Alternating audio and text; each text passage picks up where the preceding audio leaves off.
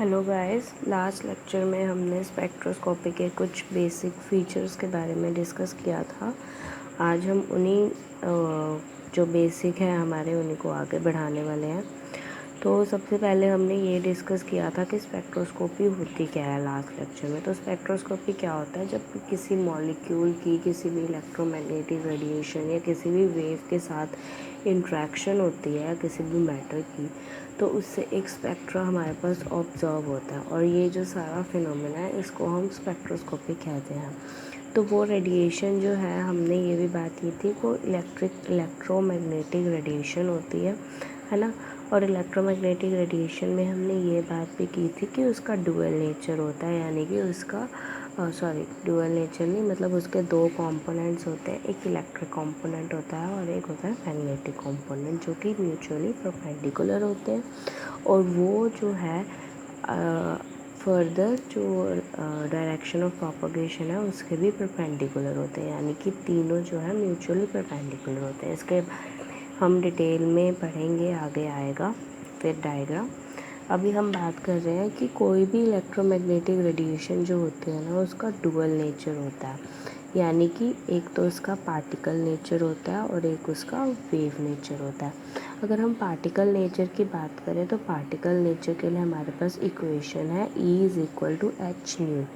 E यानी कि energy और h हमने बात की थी पिछले लेक्चर में, प्लैंक्स कांस्टेंट होता है। और न्यू की भी हमने बात की थी, फ्रीक्वेंसी होता है, फ्रीक्वेंसी का यूनिट होता है हर्ट्ज़। इसका मतलब पार्टिकल नेचर क्या कहता है कि जो इलेक्ट्रोमैग्नेटिक रेडिएशन है वो फोटॉन्स की फॉर्म में ट्रैवल करते हैं, यानी कि उसके अंदर छोटे छोटे पार्टिकल्स होते हैं जो ट्रैवल करते हैं। और क्योंकि वो एक लाइट का भी सोर्स है और एक इलेक्ट्रोमैग्नेटिक रेडिएशन है, तो हम यहाँ पर उनको फोटॉन्स कह देते हैं, उन छोटे छोटे पार्टिकल्स को। उसके बाद आता है वेव नेचर। वेव नेचर की हमारे पास इक्वेशन क्या है, μ=1/λ, यानी कि mu is inversely proportional to lambda. Lambda क्या है, हमने वेवलेंथ पिछले उसमें बात की थी लेक्चर में। और अगर हम प्रोपोर्शनैलिटी का साइन हटाएंगे तो यहाँ पर c आ जाएगा। c क्या है, c हमें पता है कांस्टेंट होता है। स्पीड ऑफ लाइट, जो इलेक्ट्रोमैग्नेटिक रेडिएशन होती है वो भी स्पीड ऑफ लाइट से ही ट्रैवल करती है, यानी कि इसको हम स्पीड ऑफ इलेक्ट्रोमैग्नेटिक रेडिएशन भी कह सकते हैं। और इसकी जो वैल्यू है वो सेम स्पीड ऑफ लाइट के इक्वल होगी, 3×10⁸ मीटर पर सेकेंड। हर इलेक्ट्रोमैग्नेटिक रेडिएशन की स्पीड कांस्टेंट सेम रहती है। उसके बाद अब वेव नेचर क्या कहता है, वेव नेचर ये कहता है कि इलेक्ट्रोमैग्नेटिक रेडिएशन जो है वो वेव्स की फॉर्म में ट्रैवल करती है। वेव हमने यहाँ पिछले लेक्चर में भी कुछ डिस्कस की थी, यहाँ पर दोबारा दिखा रखी है। ये है वेव, एक जिसके फॉर्म में वेव नेचर कहता है कि इलेक्ट्रोमैग्नेटिक रेडिएशन ट्रैवल करती है। और फिर हमने लैम्डा की बात की थी। लैम्डा क्या होता है, जब दो कंसेक्टिव क्रेस्ट या दो कंसेक्टिव ट्रफ के बीच में जो डिस्टेंस होता है दैट इज़ वेवलेंथ, और वी कैन से लैम्डा, है ना। या फिर you can say two consecutive nodes के बीच में जो डिस्टेंस है, जो हमने पिछले लेक्चर में बात की थी, दैट इज़ ऑल्सो लैम्डा। अब जो इस वेव की हाईएस्ट और लोएस्ट जो रीजन होता है वो होता है रीजन ऑफ मैक्सिमम डिस्ट्रीब्यूशन, यानी कि मोस्ट ऑफ द मॉलिक्यूल्स उस स्पेक्ट्रा के उस रीजन में लाई कर रहे हैं, उस वेव के उस रीजन पे लाई कर रहे हैं। और ये जो होती है ये होती है नोड्स, ये होती है रीजन ऑफ ज़ीरो डिस्ट्रीब्यूशन, यानी कि यहाँ पर कोई भी मॉलिक्यूल या कोई भी पार्टिकल लाई नहीं कर रहा होता इस पॉइंट पे। अब वेवलेंथ की हमने बात कर ली। उसके बाद आती हैं, मैंने कहा था कि हम स्पेक्ट्रा डिस्कस करेंगे।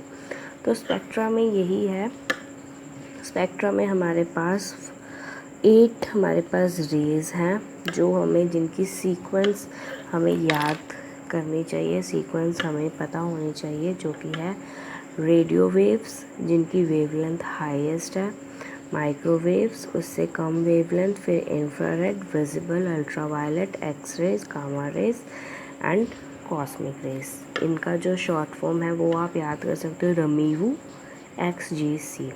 Radio waves, microwaves, I for infrared, V for visible, U for ultra, X rays, gamma and cosmic raise.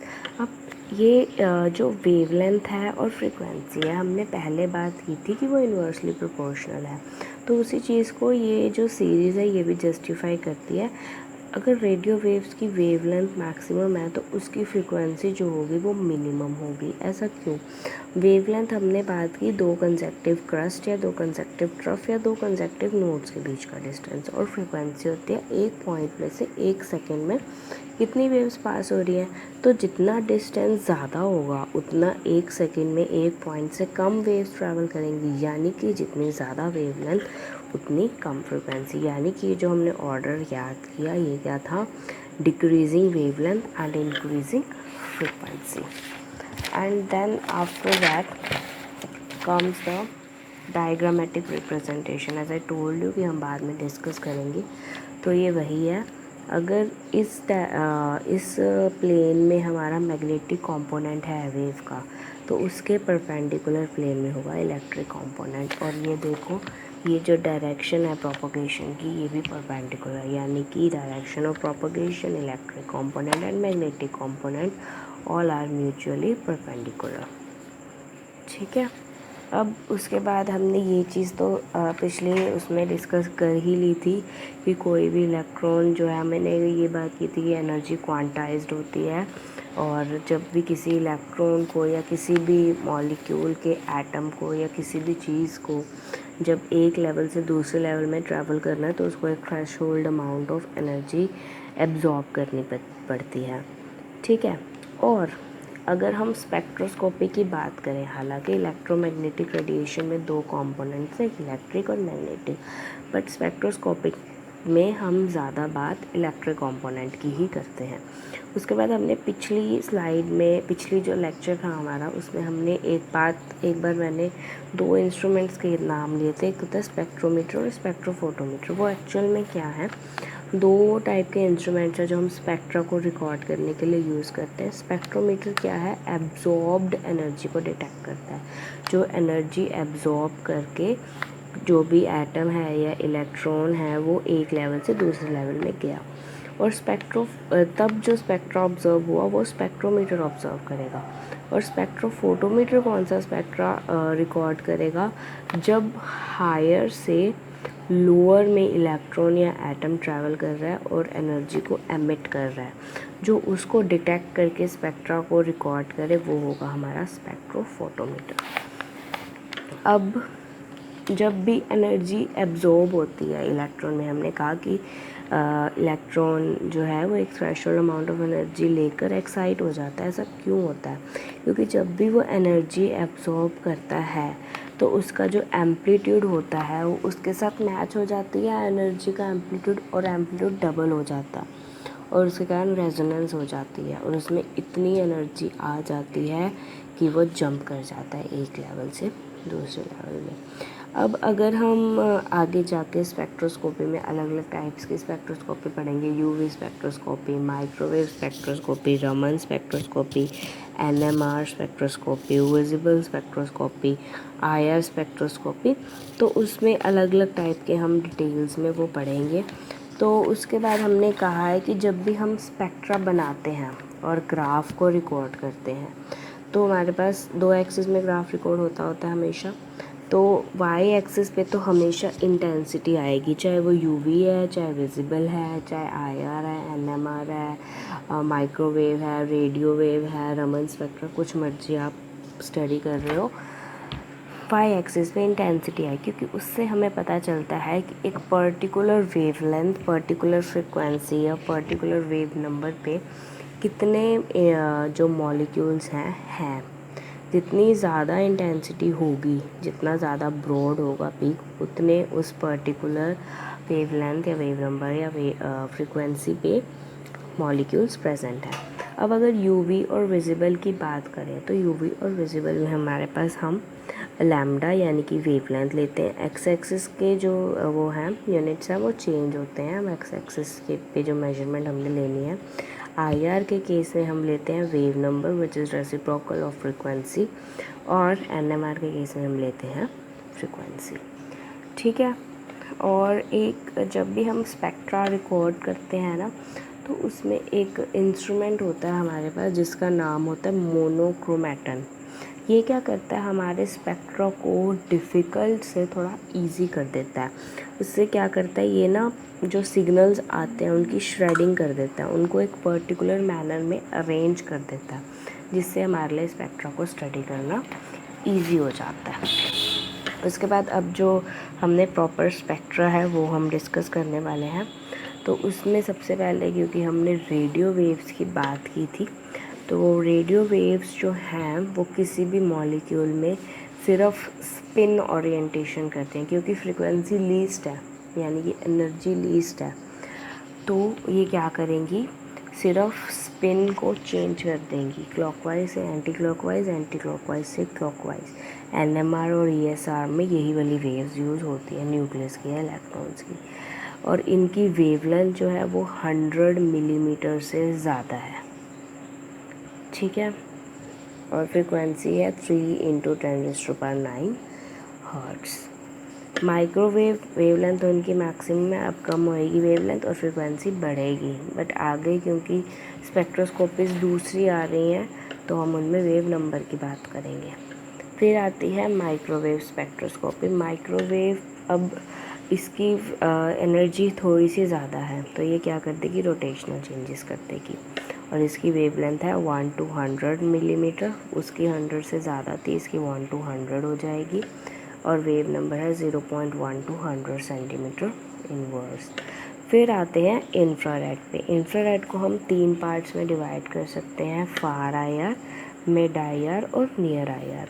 Far IR की फ्रिक्वेंसी थोड़ी ज़्यादा होगी, एनर्जी ज़्यादा होगी, तो वो वाइब्रेशनल और रोटेशनल चेंजेस करेगा दोनों, ठीक है। और इसका जो वेवलेंथ है वो हो जाएगी 50 माइक्रोमीटर से 1 मिलीमीटर तक, और 50 नैनोमीटर से 1 मिलीमीटर तक, और वेव नंबर हो जाएगा 200 to 10 सेंटीमीटर इनवर्स। और अगर फिर आ जाता है हमारा मिड आईआर, उसकी फ्रीक्वेंसी और ज़्यादा होगी, तो वो वाइब्रेशनल चेंजेस अच्छे से कर सकता है। फंडामेंटल, सिर्फ 2 टाइप्स की हमारे पास वाइब्रेशंस होती हैं, एक होती हैं फंडामेंटल और एक होती हैं ओवरटोन्स। फंडामेंटल क्या है, जब सिलेक्शन रूल को फॉलो करते हुए, सिलेक्शन रूल क्या होता है कि जो डेल्टा वी है वो ±1 होना चाहिए, यानी कि एक एनर्जी लेवल से जब इलेक्ट्रॉन जंप कर रहा है तो वो नेक्स्ट में ही जाएगा, नेक्स्ट टू नेक्स्ट में नहीं जाएगा। ये होता है सिलेक्शन रूल, यही चीज़ पॉसिबिलिटी है। वो कहते हैं दूसरी जो है वो प्रोहिबिटेड है हमारे पास, ओके। तो उसके बाद और ओवरटोन क्या है, जब एक को छोड़कर सेकंड में जंप कर जाता है कोई इलेक्ट्रॉन, तो वो हो जाएगा ओवरटोन, यानी कि उस केस में डेल्टा वी हो जाएगा ±2, ±3, ±4 and so on. Plus delta we की वैल्यू +2, +3, +4 वो होते हैं ओवरटोन्स, जो कि प्रोहिबिटेड होते हैं, बहुत कम इंटेंसिटी के होते हैं इसीलिए ही। और इनमें क्या होता है कि अगर +2 है तो इसको हम कहेंगे फर्स्ट ओवरटोन। अगर +3 हो जाता है, सपोज यहाँ पर एक और लेवल होता और 0 से उसमें ट्रेवल कर जाता, तो वो हो जाता हमारा सेकंड ओवरटोन। उसी तरीके से अगर +4 होता, ±4 होता, तो वो थर्ड ओवरटोन हो जाता। तो वो ओवरटोन्स होते हैं। तो मिड आईआर ओवरटोन्स नहीं दे पाते, वो सिर्फ फंडामेंटल वाइब्रेशंस ही दे पाते हैं। और इनकी जो वेवलेंथ है वो आती है 25 माइक्रोमीटर to 50 माइक्रोमीटर, और जो वेव नंबर है इनका 4000 to 667 सेंटीमीटर इनवर्स। ये वाला जो है wave number range, it is very important, क्योंकि जब आप फोरियर ट्रांसफॉर्म इंफ्रारेड स्पेक्ट्रोस्कोपी पढ़ोगे, जो वो एक इंस्ट्रूमेंट है, तो उसमें इसी रेंज में जो है ग्राफ बनता है। फिर आते हैं नियर आईआर पे। नियर आईआर में हमारे पास क्या है, इसमें वाइब्रेशनल चेंजेस होते हैं, फंडामेंटल के साथ साथ इसमें ओवरटोन्स भी होते हैं, यानी कि ये सिलेक्शन रूल्स को फॉलो नहीं करता। इसमें वेवलेंथ हो जाएगी 2.5 नैनोमीटर से 780 millimetre, sorry nanometre, this is nanometre. And इसकी जो फ्रीक्वेंसी वेव नंबर जो है वो हो जाएगा 4 to 13 इंटू 10⁻³ सेंटीमीटर इनवर्स। अब यहाँ पर देखो, जहाँ फ्रीक्वेंसी थी वहाँ पर यूनिट था हर्ट्स, और जहाँ पर हमारे पास वेव नंबर आ रहा है वहाँ पर सेंटीमीटर इनवर्स। तो इससे हमें ये भी पता चल जाता है कहाँ वेव नंबर है, कौन सा फ्रीक्वेंसी है। फिर आता है विजिबल। विजिबल में जो हमारे पास वेव लेंथ होती है वो होती है 380 to 780 नैनोमीटर। और वाइब्रेशनल के बाद कौन से आएंगे, इलेक्ट्रॉनिक। बट विजिबल क्योंकि फ्रिक्वेंसी इतनी ज़्यादा नहीं है कि वो हर तरह के इलेक्ट्रॉन्स निकाल ले। इलेक्ट्रॉनिक ट्रांजिशन होती है इसमें, इलेक्ट्रॉनिक। तो इसमें क्या होता है, सिर्फ वैलेंस इलेक्ट्रॉन्स को, सिर्फ आउटर शेल वाले इलेक्ट्रॉन्स को ये निकाल पाता है और उनकी ट्रांजिशन करवा पाता है। और इसका जो वेव नंबर आ जाएगा वो आ जाएगा 2.6 to 1.3 इंटू 10⁻⁴ सेंटीमीटर इनवर्स। अलग अलग यूनिट्स में इनकी वेव लेंथ की, फ्रीक्वेंसी की, वेव नंबर की अलग अलग वैल्यूज़ आती हैं। तो फिर आता है यूवी एंड वैक्यूम। इसमें क्या होता है, ये इलेक्ट्रॉनिक ट्रांजिशन करेंगे हर तरह की, चाहे वैलेंस में हो चाहे इनर शेल्स में हो। और इनकी जो वेवलेंथ है वो हो जाएगी 10 to 380 नैनोमीटर। और इसकी जो वेव नंबर है, क्योंकि सेंटीमीटर इनवर्स है, तो 2.6 इंटू 10⁻⁴ to 5 इंटू 10⁻⁶। फिर आते हैं एक्स रेज। इसमें भी इलेक्ट्रॉनिक ट्रांजिशन होते हैं, बट कोर इलेक्ट्रॉन्स बिल्कुल इनर मोस्ट शेल में भी ये ट्रांजिशन कर देता है। और इसकी वेवलेंथ है 10 नैनोमीटर टू 10 पिकोमीटर। और वेव नंबर है 10⁻⁶ to 10⁻⁹ सेंटीमीटर इनवर्स। फिर आती है हमारी गामा रेज। गामा रेज में हमारे पास क्या है कि न्यूक्लियर ट्रांजिशंस, लास्ट में कौन सी बचती है, न्यूक्लियस में ट्रांजिशंस। जिसकी मैक्सिमम फ्रिक्वेंसी होगी वह यही कर सकता है। गामा और कॉस्मिक रेज न्यूक्लियर ट्रांजिशंस करते हैं। और वेवलेंथ इनकी हो जाएगी 10⁻⁻10 सेंटीमीटर और वेव नंबर 10⁻10 सेंटीमीटर इनवर्स। बस इसका जो माइनस था ना वो इसके इसमें चला गया, वरना इसका वेव नंबर और वेवलेंथ सेम है। ओके, तो ये थे हमारे बेसिक्स स्पेक्ट्रोस्कोपी के। यहाँ पर हमारे बेसिक्स जो है वो कंप्लीट होते हैं। Thank you.